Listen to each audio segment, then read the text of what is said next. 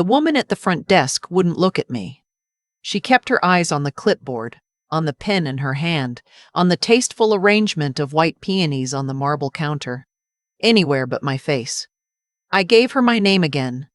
Slower this time. The way you do when you suspect someone is pretending not to hear you. "I'm sorry, ma'am," she said. And she was sorry. You could tell she was, but I'm not seeing it. It has to be there.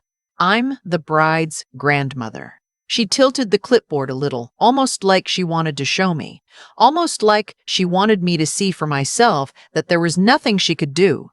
Then a voice came up behind me, light and bright and entirely too pleased with itself. "Oh, Grandma, you came." I turned around.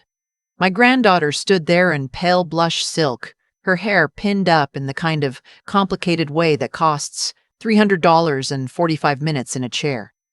The rehearsal dinner was supposed to start in 15 minutes. Through the open doors behind her, I could see candles already lit, low jazz playing, the long table laid for 40 people. I had paid for that table. I had paid for the candles.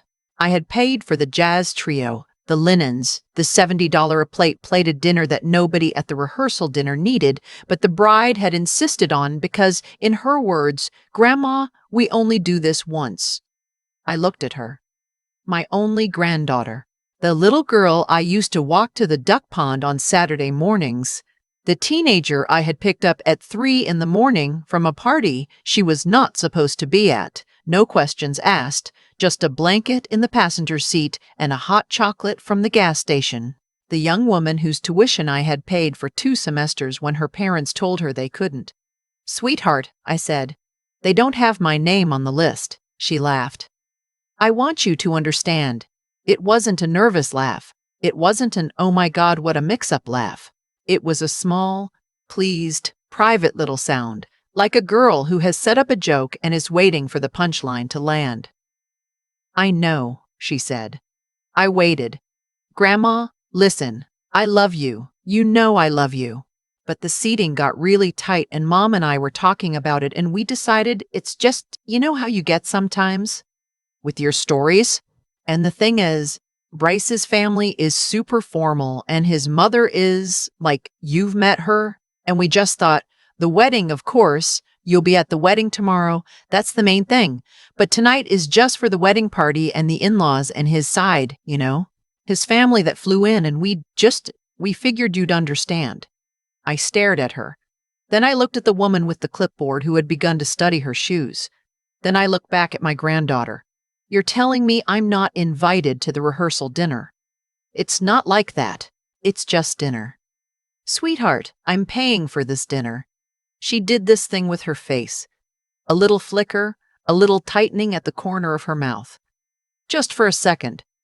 Then it was gone and she was back to being radiant. "And we are so grateful, Grandma, so grateful. But it's not really about that tonight, you know? Tonight is more about, like, family. The new family. And we just thought, with you driving and all the way home in the dark, it would be so much easier on you to just rest up for tomorrow." There was a beat where I could have said a lot of things. I didn't say any of them. I just stood there in my new beige dress with my purse in my hand, and I felt 73 years on me all at once, the way you sometimes do, like your bones are remembering everything they've ever been asked to carry. "All right," I said. "I'll see you tomorrow." She kissed me on the cheek. She actually kissed me. Cool lipstick, a whiff of something expensive.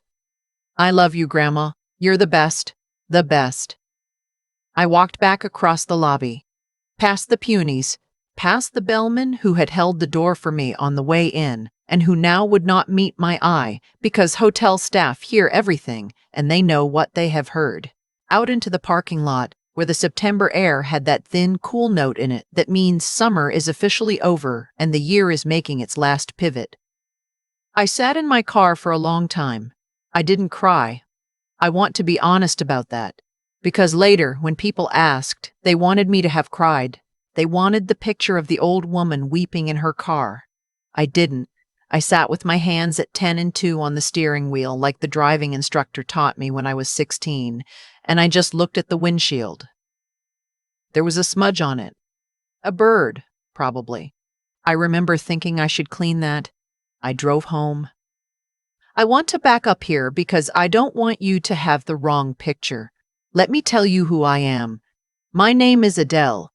Adele Cromwell Breyer, on the rare paperwork that wants the whole thing. I'm 73 years old. I live in a small clapboard house in a small town in southern Pennsylvania, and I have lived in that same house for 46 years. My husband Michael died 11 years ago in February of a heart attack at the kitchen table while I was in the laundry room folding towels. He was 68. He had told me that morning that the coffee tasted funny, and I had told him to stop being dramatic. That is the last full conversation I remember having with him. I think about it about once a week. I don't know if that's a lot or a little. We had one daughter. My daughter's name is Marlena. Marlena had one daughter, my granddaughter, the bride. Her name is Tasha. Tasha is 26. She was getting married the next afternoon to a young man named Bryce Halverson, whose family owned a regional chain of orthopedic clinics and who had what my late husband would have called a very firm handshake and a very soft middle. Marlena, my daughter, had not spoken to me without an agenda in about 4 years. I want to be clear about what I mean. She called me on my birthday. She called me on holidays. She called me when something was broken or somebody needed money. The calls where she just wanted to know how I was doing, those had stopped sometime around the time Tasha got engaged, and I had told myself it was because she was busy, and I had been telling myself that for 2 years. When Tasha got engaged, the conversations about the wedding started. I sat at my kitchen table on the phone, and I listened to Marlena talk about the venue, the flowers, the dress. And then Marlena said, very carefully, you could hear her practicing, "Mom, we wanted to ask you about the budget." I had money. Not a fortune. But I had Michael's pension. I had the life insurance, which I had never touched because I didn't need it, and I had a feeling I might someday. I had the house paid off. I had what was, by the standards of the small town in southern Pennsylvania where I lived, a comfortable retirement.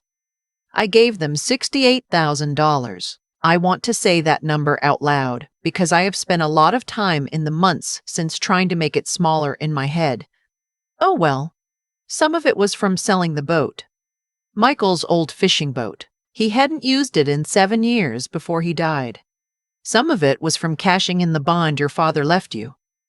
It doesn't matter. The number was $68,000. It was the venue, the rehearsal dinner, the band, the photographer, 2 months of dress fittings, the rehearsal dinner I had just been turned away from, and the down payment on the honeymoon to Santorini. I did not give it to them in a lump sum. I had read enough to know better than that. I paid the vendors directly, every single one, every check, every transfer, every credit card on file, the deposits, the balances. My name was on every single contract because I had insisted on it for tax purposes. That's what I had told them, and they had rolled their eyes a little bit, but agreed, because what did they care? The money was the money. I drove home from that hotel that night, and I sat at my kitchen table. The kitchen table where Michael had died. The same one. I had never been able to bring myself to replace it. And I poured myself a small glass of the bourbon I keep in the cabinet for cold nights. And I thought about what I had heard in my granddaughter's voice when she laughed. I want to tell you what I heard. It wasn't cruelty. That's the thing. If she had been cruel, I think it would have been easier. What I heard was amusement. The kind of amusement a person has when they have been talking about you behind your back, and the joke has finally arrived at its target, and the target is just as small and silly as everyone in the conversation had agreed it would be. Oh, Grandma, you came. As if I were a little dog who had managed an unexpected trick. I sat with that for about an hour. I drank the bourbon. I didn't pour another one. Then I went to my desk. I have a small, roll-top desk in the corner of the dining room that used to be Michael's. I have kept his fountain pens in the drawer. I never use them. I just like to know they're there. I sat down and I opened my laptop, which I had bought 3 years ago when my old one finally gave up, and which I am perfectly capable of using, thank you very much, no matter what my daughter likes to imply at family dinners. I opened my email. I opened my folder labeled Tasha Wedding. There were 41 emails in it. Every receipt, every confirmation, every contract, every vendor's name, every vendor's phone number. It was 9:47 in the evening. The wedding was at 4 o'clock the next day. I started making calls. Now, I want to be very honest with you about what I was thinking.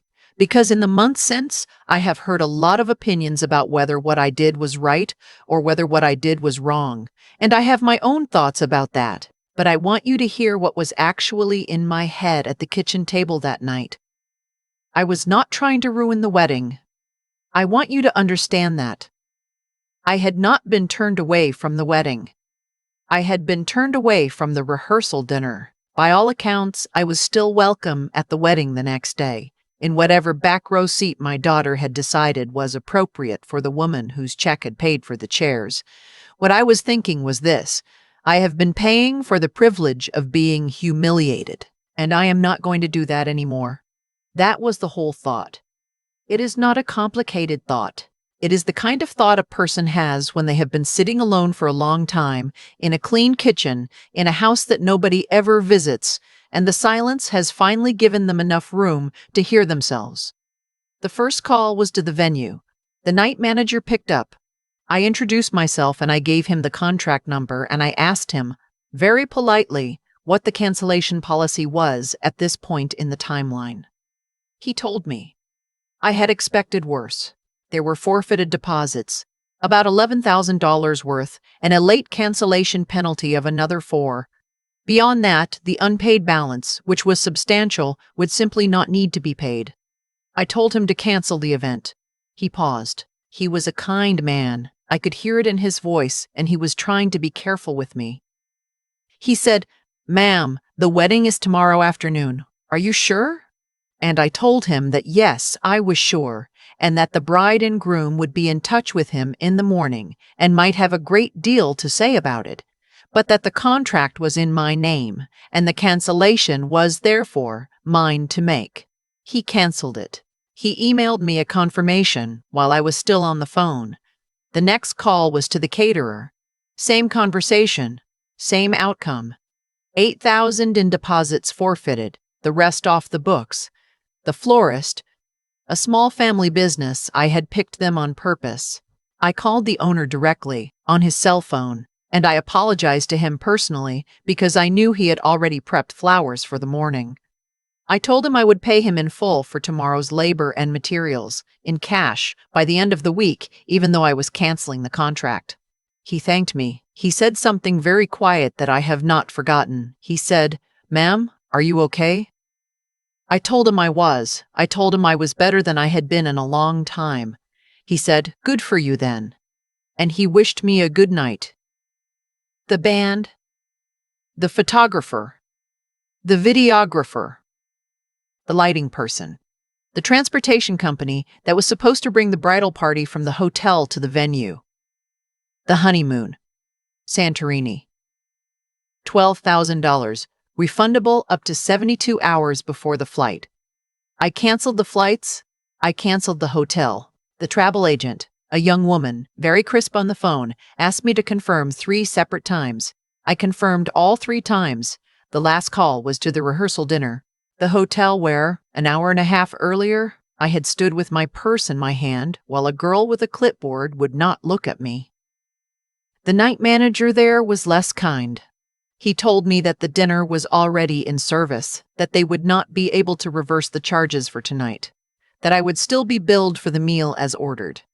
I told him I understood. I told him I had no intention of disputing tonight's charges. I told him that I was simply removing my credit card from file, effective immediately, so that nothing further could be charged to it. He asked me if I had a replacement card to put on file. I said no. He said, "Ma'am, the bar tab is going to come due at the end of the night." I said, "Then I imagine someone will need to settle it." There was a silence on the other end of the phone. Then the night manager, a man by his voice, in his 50s, who had probably seen many things across many front desks, said, "Yes, ma'am." I imagine someone will. I hung up. It was 20 minutes after 11. I had been at the kitchen table for nearly 2 hours. My tea had gone cold. I made a fresh cup. I sat with it.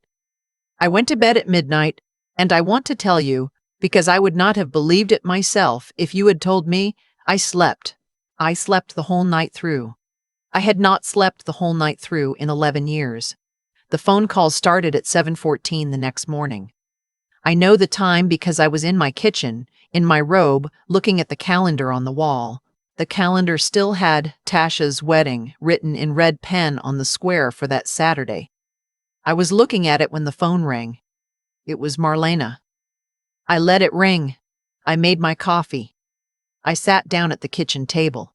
She called 9 more times in 20 minutes. I let them all go. On the 11th call, I answered. I want to tell you what she sounded like, because in the version of this story I had told myself 1,000 times in my life, in the small daydreams a person has when they are sitting alone in a house that nobody visits, my daughter sounded sorry. She sounded like a child. She sounded like the little girl I used to know, who used to climb into bed with me when she had a bad dream. That is not what she sounded like. She sounded furious. "What did you do?" she said. Not as a question, as an accusation. "Hello, sweetheart. What did you do?" The venue called Tasha. The caterer called Tasha. The band called Tasha. "Mom, what is wrong with you? What did you do? You have ruined. I canceled the contracts. They were in my name." "You can't just cancel." "I can, actually. I asked the night manager. I asked all of them. I was very thorough." There was a long, terrible silence. I have known my daughter for 48 years. I know all of her silences. This one was new. This one was the silence of a person discovering in real time that the thing they had been certain about for their entire life, "I can do whatever I want and my mother will fix it," had stopped being true at exactly the moment they had stopped paying attention. "Mom, it's Tasha's wedding day. It was Tasha's rehearsal dinner last night. Don't be petty. Don't make this about that." "It is about that, sweetheart. It is exactly about that." She started to cry. My daughter is a beautiful crier. She has always known it. The tears come fast, and the voice goes small and trembly, and any man within 40 feet will hand her his keys, his wallet, and a clean handkerchief. "Mom, please, please, you have to fix this. You have to call them back. We can find a way. Bryce's parents are. Mom, his mother is going to ruin us. His mother is going to spend the rest of her life telling that story. Do you understand what you've done? Marlena, listen to me." "Are you listening? Mom, are you listening?" "Yes. I gave you $68,000. I gave you that money because I love my granddaughter and because I wanted her to have a beautiful wedding day. I gave you that money out of my retirement. I gave you that money knowing it meant I would not be replacing the roof this fall, and the roof needs replacing. I gave you that money happily, sweetheart.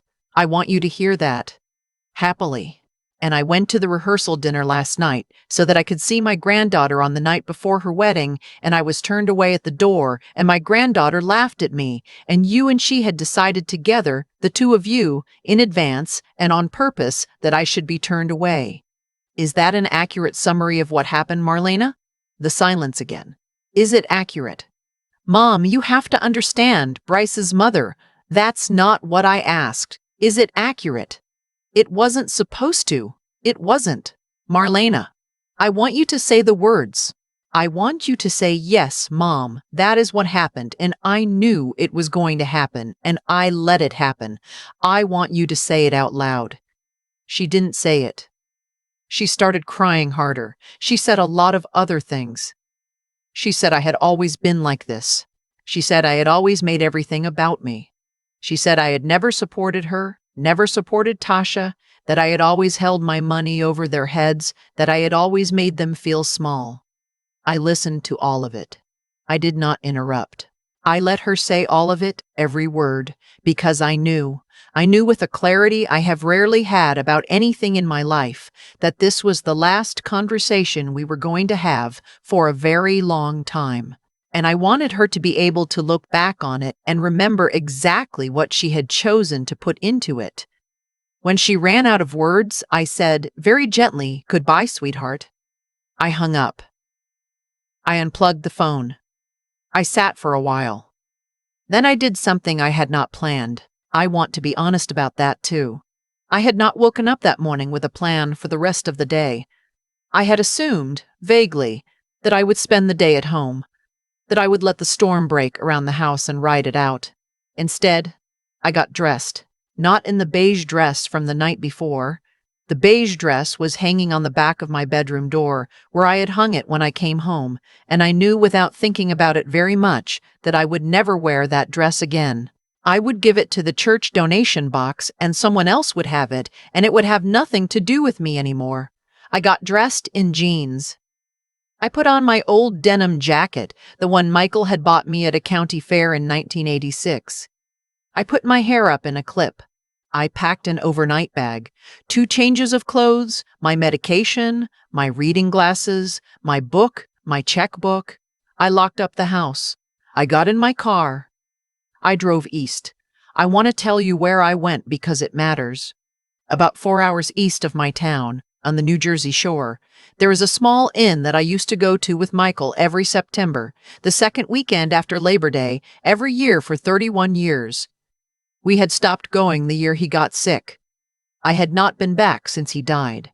I'd been thinking about going back for 11 years. I had never gone. I drove east, and I checked into that inn at 3:45 in the afternoon, which was about 15 minutes before my granddaughter was supposed to be walking down an aisle that no longer existed, in a venue that was no longer booked, to music from a band that had been paid not to come. I checked in under my own name. I asked for the room Michael and I always used to have. They had it. The young woman at the desk, she could not have been older than 25, looked at the date on the reservation system and said, "Ma'am, you haven't stayed with us in 11 years." And I told her that yes, that was right, and that I was very glad to be back. She gave me the key. I want to tell you the rest quickly because I have been talking for a long time, and the truth is, the rest is not very dramatic. I stayed at the inn for 6 days. I walked on the beach every morning. I read 3 books. I ate dinner alone at the little Italian restaurant on the boardwalk where Michael used to order the eggplant parmesan and I used to order the linguine with clams. I ordered the linguine with clams. I cried over it a little the first night. Not the second night. I did not turn the phone back on. When I came home, there were 47 voicemails. I did not listen to any of them. I deleted the entire mailbox, which is something I had not known you could do until I asked the nice young man at the phone company. I paid the florist in full, like I had promised. I called the roofer, and I scheduled the roof for October, the way I had been planning to before any of this started, before $68,000 had taken a detour through my daughter's hands. The wedding had not happened. I learned that later. They had pulled together something at Bryce's parents' house in the backyard on the Sunday afternoon. My granddaughter had worn her dress. Someone's cousin had officiated. There had been a cake from a grocery store. I learned this because Tasha herself eventually came to my front door 6 weeks later, on a cold Tuesday in November, with no makeup on and her hair in a ponytail and her eyes red-rimmed, in a way that was not performative. She did not have her mother with her. She had come alone, in her own car, the 4 hours from where she lived. She stood on my front porch, and she did not laugh. She said, "Grandma, I am so sorry." I let her in. I made her tea. We sat at the kitchen table. She talked for a long time.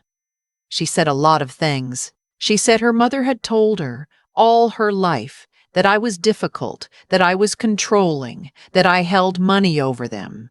She said she had believed it because her mother was her mother, and you believe your mother. She said that when she had heard herself laugh at me in that hotel lobby, She had not, in the moment, understood what she was doing. She said that in the days afterwards, she had thought about that laugh every hour, and that she still thought about it, and that she did not know if she would ever stop thinking about it. I let her say it. All of it. When she was done, I told her this. I told her that I loved her. I told her that I would always love her. I told her that I was not going to be giving her any more money ever for any reason for the rest of my life, and that this was not a punishment. This was simply a decision I had made, and that I would like her to understand it not as a door closing, but as a fact about who I was now. I told her that if she wanted a relationship with me, a real one, the kind where she called me on a Wednesday because she was thinking about me, the kind where she drove 4 hours, not because something had gone wrong, but because something had gone right, then I would be very glad to have that. But that I was not going to be the grandma who paid for things anymore. That grandma had retired. She cried. She said she understood. She asked if she could come visit again sometime. I said yes. She has come to visit twice since then. The first time she stayed for an afternoon. The second time she stayed overnight. We did not talk about her mother either time. Her mother and I have not spoken. I do not know if we will. I have made my peace with not knowing. Marlena sent me a long letter in the spring. I read it once and I put it in a drawer. I have not read it again. Maybe someday I will. Maybe someday I won't. The roof got replaced in October, like I said. It is a very nice roof. I sit on my back porch and I look up at the gutter line and I think, that is mine. I paid for that. That is keeping the rain off my head and not somebody else's reception. I know that sounds petty. I do not mind sounding petty. At 73 years old, after everything, I have decided that I am allowed to sound however I want to sound about my own roof. I took up watercolor painting in November. I am not very good. I am getting a little better. There is a class at the senior center on Thursday afternoons, and I go every week, and there is a man there named Edgar, a widower, who is also not very good at watercolor, and we've started having coffee afterwards at the diner across the street. I am not telling you that anything is going to come of it. I'm just telling you that I have started having coffee with Edgar on Thursdays, and that this is the first new thing that has happened in my life in 11 years, and that I am paying attention to it. People have asked me, since all this happened, whether I regret it. The vendors, the honeymoon, the wedding that didn't happen the way it was supposed to, the relationship with my daughter that may or may not ever come back. I want to give you my honest answer. No, I want to tell you why, and then I'll stop talking. The reason is not because I am a tough old woman who got her revenge and now sits in her clean house cackling about it. I am not that woman. I do not feel triumph when I think about what happened. I feel a kind of quiet that I had not felt in a very long time. And the quiet is not the same thing as triumph. The quiet is the thing where, for the first time in, I do not know how many years, I am not the woman whose worth is measured in what she can pay for.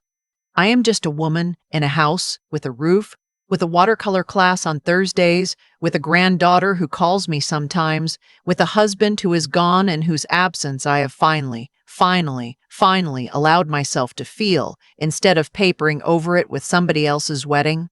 The girl with the clipboard. I think about her sometimes. I hope she is doing all right. I hope nobody has ever spoken to her the way I imagine she heard people speak to me that night. I hope she has a grandmother somewhere who calls her on Sundays. That's the whole story. That's all of it. There isn't a moral. I am not going to give you one. I am just going to say that if you are sitting somewhere and you are wondering whether you are the one who has been carrying all of it for too long for people who do not see you, I would gently suggest that you sit at your kitchen table tonight and you make a cup of tea and you ask yourself, very quietly, whose name is on the contracts. And then, whatever you decide, I hope you sleep through the night. I did. I still do. I have thought about that night a lot in the months since. The drive home. The kitchen table. The 41 emails in a folder.